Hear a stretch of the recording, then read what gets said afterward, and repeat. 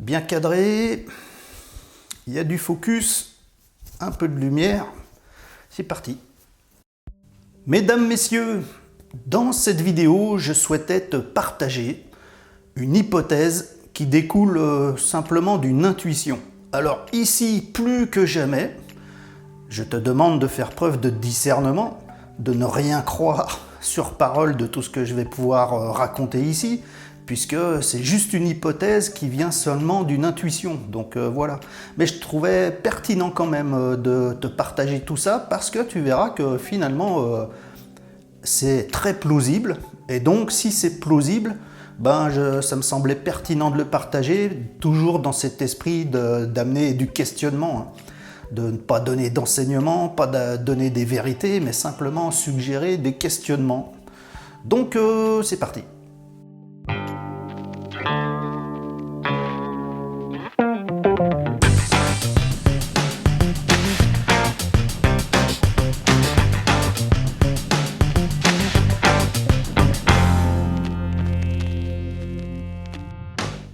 Mesdames, messieurs, on entend souvent parler de réincarnation, un grand concept largement partagé dans le monde, autant dans les grandes religions d'Asie surtout, l'hindouisme, mais aussi beaucoup par le New Age. Enfin voilà quoi, tout le monde a déjà entendu parler de la réincarnation, des vies antérieures, etc., etc., du cycle des réincarnations. Par contre, il y a des traditions comme les grandes religions monothéistes, par exemple, elles ne parlent pas de réincarnation, elles parlent d'une seule incarnation finalement, et qu'après celle-ci, en gros, pour résumer, les mécréants ils vont en enfer, et les fidèles, les croyants, ils vont au paradis.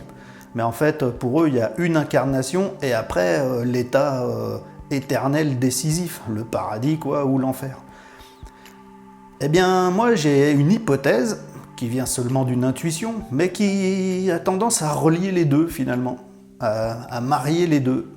C'est pour ça que ça me semble pertinent de se pencher là-dessus, même si ça reste qu'une hypothèse. Admettons qu'on parte du principe qu'en réalité, il n'y a qu'une seule et unique incarnation, mais que si on part du principe que tout est un, je vous le mets là, l'explication concrète de comment et pourquoi tout est un, si on part du principe que tout est un, eh bien en fait, même s'il n'y a qu'une incarnation, ça n'enlève rien au principe de la réincarnation, puisque dans tout est un, ça veut dire que toutes les incarnations, elles sont ce un. Elles sont le grand soi, elles sont la manifestation de la source dans multiples expériences relatives. Et en fait, elles sont toutes nos incarnations, mais elles ne se passent pas dans un temps chronologique linéaire, avec des vies antérieures, une vie présente et des vies futures. En fait, toutes ces vies, c'est toutes les vies qu'il y a ici et maintenant, en simultané, mais tout ça, c'est nos incarnations. Nous sommes toutes les incarnations qu'il y a en ce moment, finalement, ce serait la nôtre, puisque tout est un. Il n'y a que un, et ce un se diversifie. J'avais fait une vidéo, je vous la mets là aussi, pas confondre la dualité et la diversité dans l'unité. Et donc ce un se diversifie au travers de ces multitudes d'incarnations afin d'être dans l'expérience, la conscientisation. Et c'est simultané en fait. Il n'y a ni passé ni futur. Et ça rejoint un petit peu aussi toute cette théorie des lignes de temps, notamment défendue par la théorie de Philippe Guillemant, où tout est simultané finalement, passé, présent et futur, et que les uns influent les autres, y compris le futur influe le présent et le passé d'après lui. Et en fait, moi ça part un petit peu sur cette idée, c'est que les lignes de temps, dans le sens relatif, elles donnent un aspect chronologique. On sait que le temps n'a pas d'existence absolue. Le temps, c'est juste du relatif. On le sait, par exemple, Si vous prenez une fusée et puis que vous vous déplacez à une certaine vitesse en orbite loin autour de la Terre, le temps pour vous ne s'écoule pas du tout à la même vitesse que les gens qui sont restés sur Terre. Et si vous allez à proximité d'un trou noir, le temps ne s'écoule pas du tout à la même vitesse qu'ici sur Terre. Donc voilà, le temps est très relatif, ce n'est pas un absolu acquis. Et donc si on part de ce principe, les lignes de temps, elles sont relatives à l'expérience, à la conscientisation, mais elles ne sont que relatives. Et donc toutes ces lignes de temps, elles se passent ici et maintenant dans un seul et unique instant qui est lui intemporel, ni commencé ni fini, mais qui ne se mesure pas puisqu'il est intemporel, c'est-à-dire qu'il n'a plus rien à voir avec le temps. Donc toutes les lignes de temps seraient simultanées dans un instant intemporel, et elles s'expriment toutes donc en même temps. Et toutes les incarnations qui sont, eh ben, ce serait dans l'unité notre incarnation, nos incarnations, mais en simultané.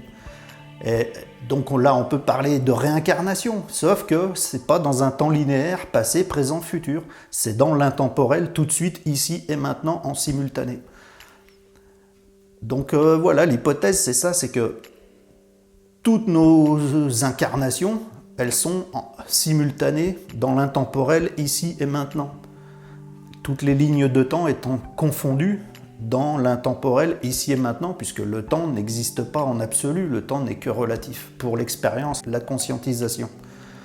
Mais donc, on conforte l'idée de la réincarnation, sauf qu'on l'envisage différemment, et ça conforte aussi l'idée des religions monothéistes qui ne prônent pas la réincarnation, mais l'unique incarnation, comme un espèce de purgatoire.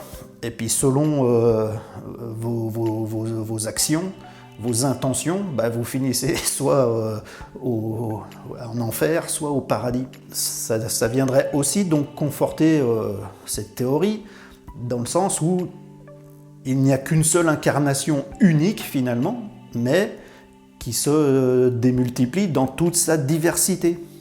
Je vous ramène à la vidéo que j'ai mis là, hein, ne pas confondre la dualité et la diversité dans l'unité. Donc, il n'y a qu'une seule et unique incarnation, mais démultipliée dans toute sa diversité illimitée, afin de conscientiser au travers d'une expérience illimitée, c'est-à-dire de multiples expériences diverses, illimitées, dans une seule expérience unique, l'expérience divine finalement, l'expérience de conscience, l'expérience de Dieu, quoi. Et donc, si on part de cette hypothèse, que toutes les incarnations sont la nôtre, puisque tout est un, tout est soi, si toutes ces incarnations sont la nôtre, ici et maintenant dans l'intemporel, bien peut-être qu'il s'agit bien justement de, au travers de cette expérience relative, faire au plus juste, afin que, une fois passées ces lignes de temps, le divin soit résolu, soit actualisé au travers de la conscientisation de l'expérience, finalement. Voilà, c'est ça un petit peu, moi, mon intuition. Mon intuition, elle me dit que je suis peut-être pas loin de la vérité, en fait. Parce que nous, on s'attache toujours au temps relatif, chronologique, parce qu'on n'a que l'aperçu en 3D de ce monde matériel, mais on est loin de savoir tout. D'ailleurs, on ne sait jamais ce qu'on ne sait pas, et ce qu'on ne sait pas, il y a des possibilités que ce soit tellement plus vaste que le peu qu'on sait. Donc ça vaut le coup de se poser des questions, de ne jamais rester sur ses certitudes et ses acquis. Mais alors, il y en a qui vont me rétorquer tout de suite, « Ouais, mais attends, comment t'expliques qu'il y a des gens qui s'incarnent dans une vie d'horreur finalement, et puis il y a d'autres qui s'incarnent dans une vie super pépère, super aisée, où tout se passe bien, tout est merveilleux pour eux. Parce qu'il y a des gens qui s'incarnent dans une vie de richesse, de bien-être, où tout se passe à merveille, et il y en a qui souffrent le martyre. Mais je vous rappelle que dans cette hypothèse, toutes ces expériences, toutes ces incarnations, elles sont la nôtre. Elles sont juste une diversité de l'incarnation unique, de l'être un, de la conscience une qui se diversifie pour expérimenter, pour se conscientiser elle-même. Et donc, en réalité, si on reste dans cette hypothèse, il ne faut pas croire qu'il y a des gens qui ont une incarnation de martyr et d'autres une incarnation de plaisir. En fait, ce sont que des incarnations diverses de notre incarnation unique dans sa diversité. Et c'est pour ça aussi que ça nous responsabilise énormément. C'est-à-dire qu'il faut cesser l'égoïsme, l'individualisme, à ne regarder que son propre petit nombril, en avoir rien à foutre des autres. Puisque les autres, c'est nous-mêmes. Toutes les autres incarnations, c'est nos incarnations. Elles ne sont pas dans un temps linéaire, passé, présent, futur, elles sont simultanées ici et maintenant, mais c'est bel et bien nos incarnations dans cette hypothèse. Et donc, il s'agit d'en prendre soin. Ça, c'est un petit peu la vocation du bodhisattva, finalement. Prendre soin de toutes les existences, parce que toutes les existences ne sont que l'expression de sa nature primordiale, de sa nature profonde, l'unité universelle, l'unité en Dieu, vous voyez ça comme vous voulez. Voilà, mesdames et messieurs, une hypothèse sur laquelle je vous invite à vous pencher, à vous questionner, parce que, comme je vous le dis, rester sur des certitudes, sur des acquis, ça peut vous rendre très dogmatique, et puis surtout quand elles vous ont été inculquées par des religions manipulées par le pouvoir ou par du New Age manipulé par le pouvoir, ben finalement vous n'êtes pas dans la liberté de cheminement, vous êtes juste dans suivre. Il y en a qui suivent la politique et il y en a qui suivent le spirituel, mais il ne s'agit pas de suivre, c'est la gnose, il s'agit de trouver par soi-même en totale liberté et en totale souveraineté, mesdames et messieurs. Moi, en tout cas, je kiffe cette théorie et j'aimerais bien en avoir le cœur net. Pour finir, comme je vous l'ai dit, ça reste donc une théorie, une simple intuition que j'ai partagée pour inviter au questionnement, mais donc vous voyez bien ici qu'il ne faut surtout pas prendre ça pour une vérité, encore moins pour des enseignements. Donc, questionnez-vous, mais faites preuve à la fois et d'ouverture et de discernement confondus. Ça marche ensemble. Mesdames et messieurs, je vous remercie d'avoir suivi cette vidéo que je sais que vous partagerez sans compter si vous la trouvez intéressante et pertinente. Je sais que si vous avez apprécié, vous allez mettre un petit like pour amener un peu de visibilité à cette vidéo et à la chaîne, afin de promouvoir un petit peu son propos, si vous le trouvez pertinent, bien entendu. Et que dans le même état d'esprit, si vous découvrez cette chaîne par cette vidéo et que ça vous interpelle, que vous allez vous abonner et activer la petite cloche pour être notifié des prochaines publications. Et puis que si vous avez des choses à dire, vous n'allez pas hésiter à les dire sous la vidéo dans les commentaires. Tout simplement. Sur ce, mesdames et messieurs, je te remercie bien et je te souhaite bonne continuation dans tout ce Trafalgar actuel. Et voilà, mais reste bien souverain, auto-représenté, libre.